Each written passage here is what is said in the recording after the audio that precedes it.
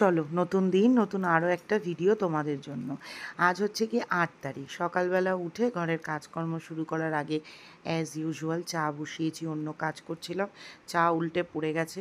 তো যাই হোক, আমার চা খাওয়ার পরে মোহরের জন্য টিফিন বানালাম ডিম টোস্ট। অনেক দিন থেকে ও বলছিল যে ওর ডিম টোস্ট খেতে ইচ্ছা করছে, তবে এই পাউরুটির পাচ্ছিলাম না, আজকে পেয়েছি, বানিয়ে দিলাম। এরপর চলে এলাম ঘরের কাজকর্ম করতে। কালকে তো তোমরা দেখেছো আমি মোটামুটি কিছুটা রান্না এগিয়ে রেখেছি। আজকে একটুখানি ইচ্ছে ছিল ফ্রাইড রাইস করব, তবে একটু লেট হয়ে গেছে, ফ্রাইড রাইসটা আর করতে পারবো না। তাই মেনুতে একটু চেঞ্জেস নিয়ে এসেছি, মাংস, ভাত আর লুচি করব। এই তো ঘরের কাজকর্ম শুরু করেছি। আগের দিনের ভিডিওতে সাপ দেখে তোমরা বলেছো দিদি একটু সাবধানে থাকবো, আরে তোমরা কি বলবে, আমি নিজেই ভীষণ ভয় পেয়ে রয়েছি জানো না। সব জিনিস ওই ঘরে নাড়াচাড়া করছি একটু ভাবনা চিন্তা করে, কি করব, কিছু তো করার নেই, বসবাস তো করতেই হবে বলো। আর অনেকে বলেছে তোমার ঘরে অনেক বেশি জিনিস, আরে কি করা যাবে, জায়গাটা ছোট কিন্তু প্রয়োজনীয় জিনিসপত্র অনেক বেশি হয়ে গেছে। সরিয়ে রাখবো কোথায় আর ফেলবই বা কোথায়। দেখতেই পাচ্ছ তিনজনের মানুষ, তাদের জামা কাপড়, মেয়ের বইয়ের জিনিস, অনেক কিছু রয়েছে। তো যাই হোক, তারপর চলে গেলাম রান্না করতে। আর এই চিকেনটা দেখে তোমরা ভাবছো প্রচুর তেল, আমি যখন ভিডিওটা করেছি দেখে নিয়েছো, কিন্তু খুব বেশি তেল ছিল না, এটা মশলাটা কষছিল বলে এরকম লাগছিল। তো মোটামুটি আমার রান্না বান্না প্রায় কমপ্লিট হয়ে গেছে। মা শুধু এখন বানাবে হচ্ছে একটু পুঁটি মাছের ঝাল, আর আমি রেডি হয়ে গেছি ফাইনালি। আজকে কত দিন বাদে, লাস্ট গেছিলাম হচ্ছে তৃতীয়ার দিন, তো আজকে ফাইনালি আমি যাচ্ছি অনেকগুলো দিন বাদে জিমে। তোমরা আমাকে আগের দিনের ভিডিওতে অনেকে কমেন্ট করেছো দিদি এবার খাওয়া দাওয়া হয়ে গেছে, পুজো চলে গেছে, এবার আবার কিন্তু ডায়েট শুরু করতে হবে। হ্যাঁ, শুরু করে দিয়েছি কালকে থেকেই। আবার মানে আমার যখনই কাজের খাওয়া দাওয়া শুরু হয় তখনই বাইরের খাওয়া দাওয়া বন্ধ করে দিই। তো আজকে গিয়ে চেক করবো ওয়েটটা কতটা বেড়েছে, অবশ্যই বেড়েছে, তার সঙ্গে তো ব্লোটিং আছেই। তো চলো যাওয়া যাক। আর আজকে আমার মনটা একটু খারাপ জানো তো, বলছি শেষের দিকে কেন মনটা খারাপ। চলো, তো আমি আসলাম এই জিম থেকে, শরীরের সবকটা অঙ্গ যেন মটমট মটমট করে ফাটছে, কি আর বলবো। তো রান্না বান্না হয়ে গেছে, চলো দেখিয়ে দিই তোমাদের। এই যে আমার মা দিয়েছিলে পাতা, মা পাতা দিয়েছিলে, গন্ধরাজ লেবুর পাতা দিয়েছিলে। এই হচ্ছে গিয়ে চিকেন, এই বড়া ভাজা রয়েছে, কালকের লোটে মাছ, ডাল, এখানে মা আবার কি একটা করেছে, শাক ভাজা, অনেক রান্না হয়েছে। ও পুঁটি মাছটা কোথায় গেল, এই যে পুঁটি মাছ, তেল পুঁটি করেছে মা। দেখো খাওয়ার সব রেডি করে বসে আছি, আর এদিকে চলে গেছে কারেন্ট, এসি ফেসি সব বন্ধ হয়ে গেছে, কি বলবো। পুজো নেই, আচ্ছা নেই, কোনো কারণ নেই, কারেন্ট চলে গেছে। আর এখানে না লিপ বামটায় কি দারুণ কালার এসছে দেখো, পুরো মনে হচ্ছে লিপস্টিক লাগিয়েছি। আর কি করা যাবে, এখন বসে রয়েছি রেডি ফেডি হয়ে। মা লুচি ভাজছে আর মোহর খেলাধুলো করছে। তো এখন বাজে হচ্ছে গিয়ে সন্ধে 6:10, আর এই যে শুরু হয়ে গেল সাত তাড়াতাড়ি সমস্ত কিছু তোমার কমে মানে লাইট কমে যাচ্ছে। আর কালকে থেকে মোটামুটি আমি ডায়েটটা শুরু করেছি। আর আজকে জিমে গিয়েছিলাম, দেখো মুখটা অনেকটা কম লাগছে না আগের থেকে। এটাই হচ্ছে কি আমার শরীরের বৈশিষ্ট্য, আমার খুব তাড়াতাড়ি ব্লোটিং হয়, মানে আমি যদি প্রয়োজনের তুলনায় অতিরিক্ত জলও খাই তাহলে আমার মুখ ফুলে যায়। যাই হোক, আজকে ওয়েট মেপেছি, আমার কিন্তু ওয়েট এক ফোঁটাও বাড়েনি। তো এটা দুদিন কার্ডিও করলে ঠিক হয়ে যাবে, যেটা বলার।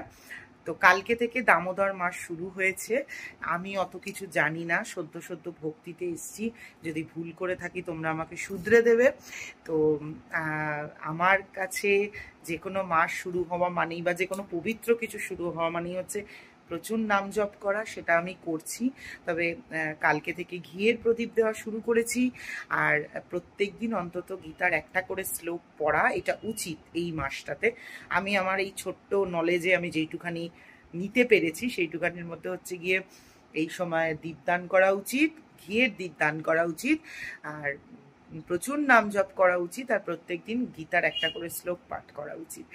আর প্রদীপটা আমি কিভাবে দেখাচ্ছি সেটা তোমাদের দেখাচ্ছি, যারা ইন্টারেস্টেড নয় তারা এই পাঠটুকুনি স্কিপ করে যেও। হ্যাঁ, অনেকেই তো পছন্দ করে না এইসব। চলো আমি সন্ধে দিতে বসি আর একটু নাম জপ করে নিই, চলো। তো এই যে আমি পুজো দিতে বসলাম সন্ধেবেলা। দিনের বেলাটা সত্যি কথা বলতে আমি শুধু আদ্যাস্তোত্র প্রণাম মন্ত্রটা পুজো করার সময় পাঠ করি, তখন ওই সময় আমার পক্ষে সম্ভব হয় না করার। তো নর্মালি আমি কাউন্টারেই সারাদিন নাম জপ করি। তবে এই সময়টাতে আমি মালাতে জপ করছি, যখনই বসছি মালাতে হরে কৃষ্ণ মহামন্ত্রটা জপ করার চেষ্টা করছি। আর আমি যদি ভুল হই তাহলে তোমরা আমাকে ক্ষমা করে দিও। আমি যেহেতু মানে কাউন্ট করতে পারিনি ঠিকঠাক করে, আমি প্রচুর কটা ভিডিও দেখেছি যেখানে আমার কাছে তো যশোদা মার কৃষ্ণের বাল্যের সেই ছবিটা নেই, তো আমার কাছে রাধা কৃষ্ণের মূর্তি আছে। আর এই যে মূর্তিটা দেখছো, এই মূর্তিটা আমার মেয়ে খেলার চলে সিংহাসনে একদিন বসিয়ে দিয়েছে। এটা আমাদের বাইরে রাখা থাকতো, তো যেহেতু ও সিংহাসনে বসিয়ে দিয়েছে তাই আমি এটা সরাইনি। তো আমি দেখেছিলাম যে কৃষ্ণের মূর্তি যেটা রয়েছে তার পায়ের কাছ থেকে 4 বার ঘুরিয়েছিলেন ওনারা, বলেছিলেন। তারপরে নাভির কাছে বলেছিলেন 2 বার বা 3 বার, এটা আমি সেদিন ভুলে গিয়েছিলাম। তারপর দেখেছি নাভির কাছে 2 বার, তারপরে মুখের দিকে 3 বার, আর পুরো শরীরে 7 বার। যদি আমি ভুল হয়ে থাকি তাহলে তোমরা আমাকে একটু শুধরে দিও। আমি আগের দিন যেটা মনে হয় একটু ভুল করেছিলাম, তবে পরে আবার সেটাকে দেখলাম, দেখে ঠিক করলাম। তো আমার ভুল হলে আমাকে ক্ষমা করে দিও, আমাকে শিখিও। আমি জানি আমার থেকে তোমরা অনেক বেশি জানো এই বিষয়টা, আমি তো শিখতে। তো পুজো টুজো দিয়ে উঠে চলে এলাম চা বানাতে। একেবারে আমার আর নীলাদ্রির জন্য চা করে রাখছি, আমি এখন খাবো। নীলাদ্রি আসলে নীলাদ্রি পরে মানে ওকে গরম করে দেবো। আর মোহরের আবার আন্টি আসার ব্যাপার রয়েছে। তো চলো চাটা খেতে খেতে তোমাদের সাথে গল্প করি যে আমার মন খারাপের কারণটা ঠিক কী রয়েছে। আমি চা নিয়ে বসে পড়েছি। আমার এই নাইটির প্রিন্টটা না খুব সুন্দর, জানো তো, আমার খুব পছন্দ হয়েছে। তো আমি চা নিয়ে বসে পড়েছি, তো ভাবলাম তোমাদের সাথে একটুখানি আজকে গল্প করি, গল্প করে এই ভিডিওটা শেষ করে দেবো। অনেকদিন তো গল্প হয় না তোমাদের সঙ্গে। তো আমার আজকে মনটা সত্যি খুব খারাপ। লাস্ট 2-3 দিন ধরে মনটা খুব খারাপ। কেন জানো তো? আজকে হচ্ছে গিয়ে 8th of October, মানে সব কিছু ঠিকঠাক থাকলে এই মুহূর্তে আমরা ট্রেনে থাকতাম। আমাদের বৃন্দাবনের টিকিট কাটা হয়েছিল, তোমাদের বলিনি কাউকে। সেপ্টেম্বরের 10 বা 12 তারিখে আমাদের টিকিট কাটা হয়েছিল আজকে যাওয়ার জন্য। না, আমরা ক্যান্সেল করিনি, আমাদের টিকিটটা কনফার্ম হয়নি। যেহেতু বাচ্চা কাচ্চা নিয়ে যাব ডিরেক্ট বৃন্দাবন প্রায় একদিনের, তো টিকিট কনফার্ম হয়নি বলে আমরা গেলাম না, মানে যে যাওয়াটা আমাদের হলো না। এইবার বলি আমি তোমাদেরকে কিছু এই 1 মাসে আমার সাথে হয়ে যাওয়া কিছু গল্প।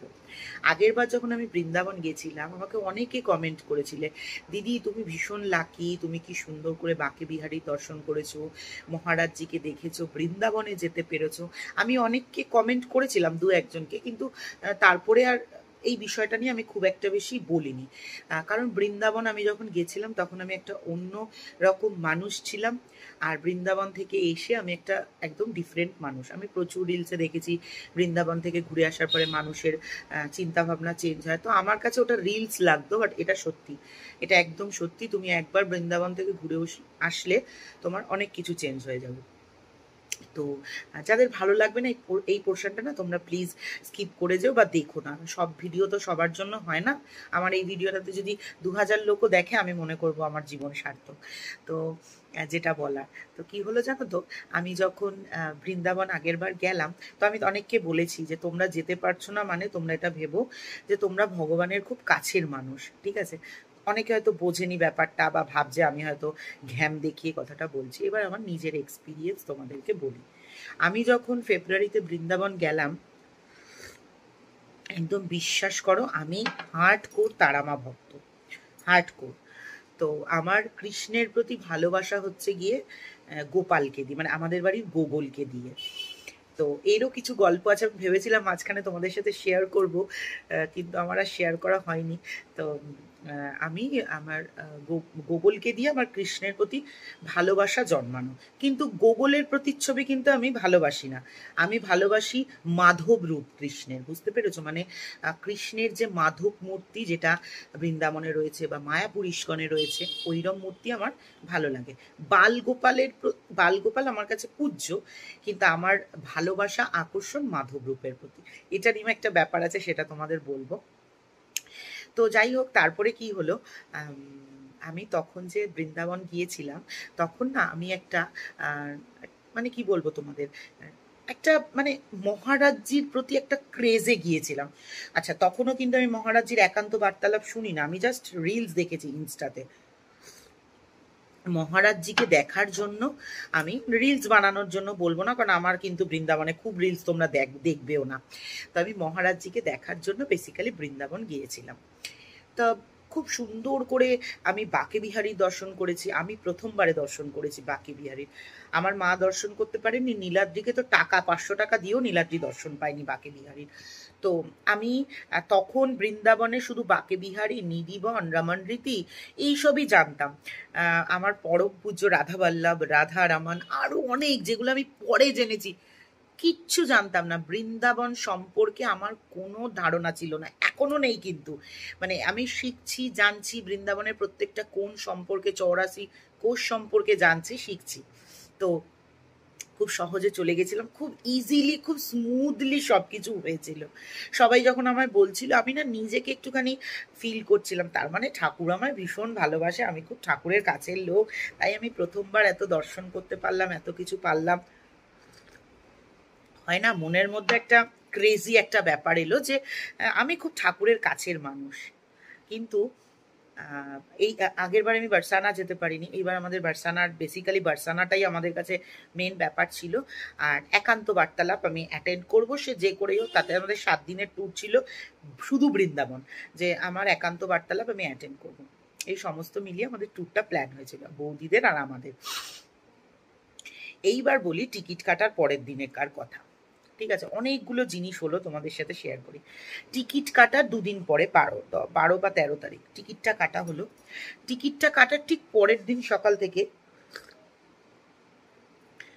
আমার জব করতে ইচ্ছা করছে না। সবার প্রথম যেটা হলো, হয় না যে জব করতে কিন্তু কারোর ভালো লাগে না, এটা মহারাজজিও বলে যে প্রথম যখন তুমি জব করতে বসবে, ওই কন্টিনিউয়াসলি এক জিনিস বসে মনে হবে ভীষণ বোরিং, এক নাম কন্টিনিউয়াসলি ন্যাক ন্যাক করা টাইপের করা ভালো লাগে না। আমার একদম প্রথম যখন আমি জব শুরু করেছিলাম তখন যেরকম ফিল হতো, ওই রকম হওয়া শুরু করলো।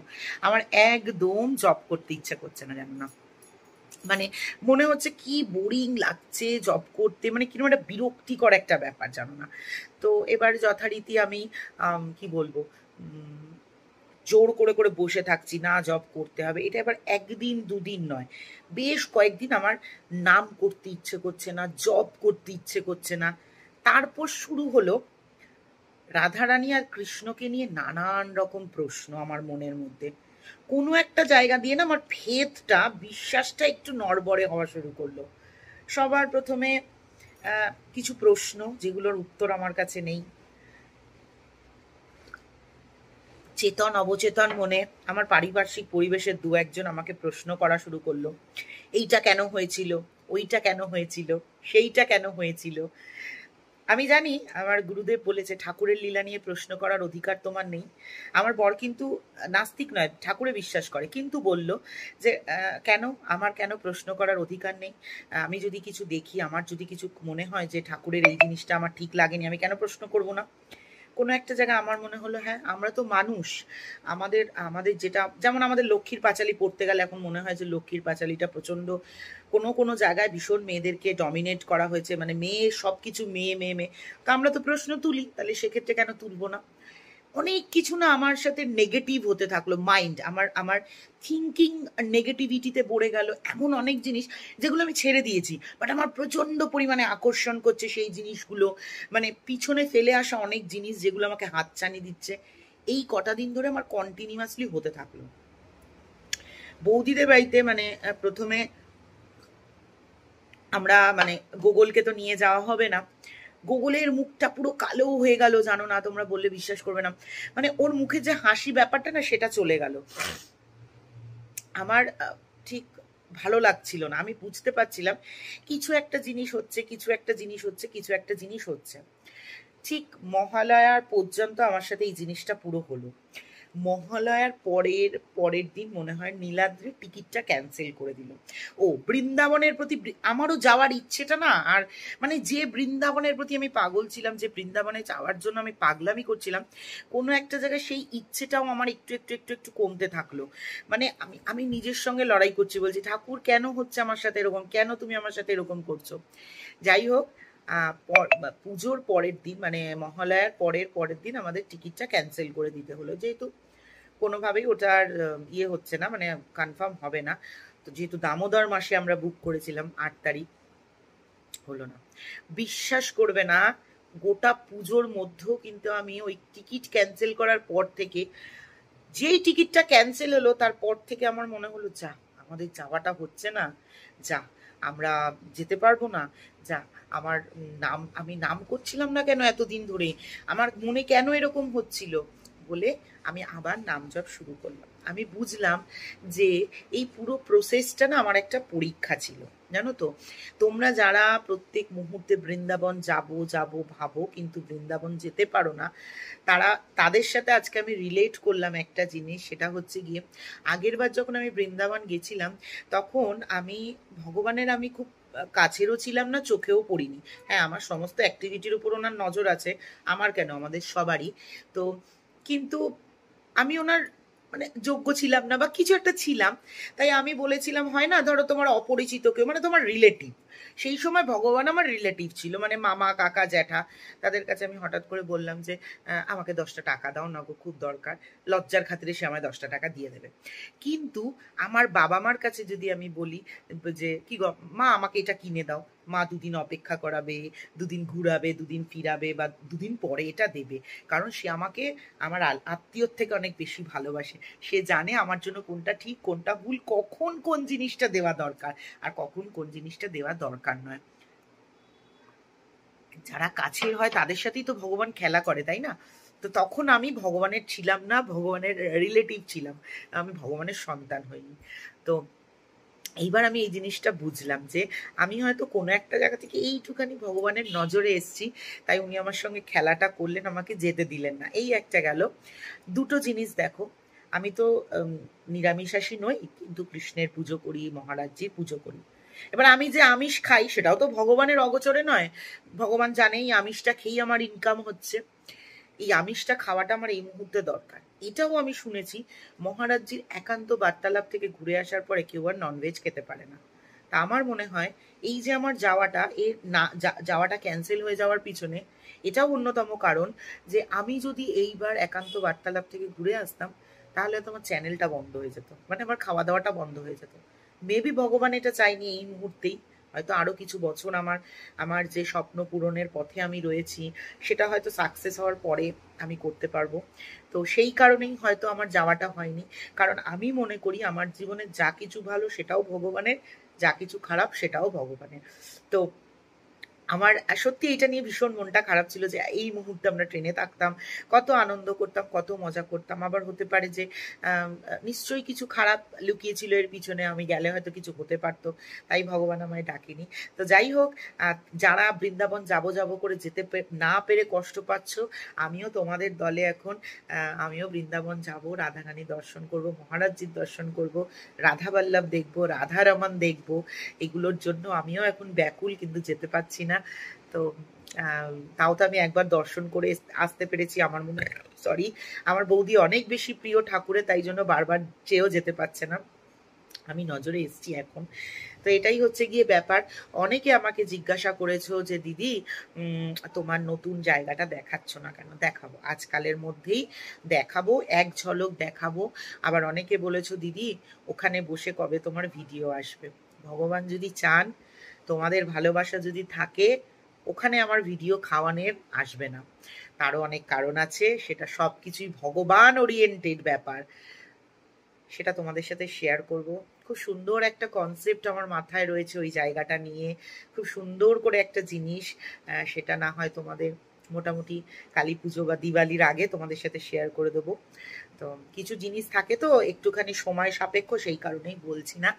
তো যাই হোক, শেয়ার করলাম মনের অনেকটা কথা। ভীষণ বোরিং লাগলো হয়তো তোমাদের শুনতে ব্যাপারগুলো, কি আর করা যাবে, তোমরা ছাড়া আমার আর কেউ নেই এত বক বক করার।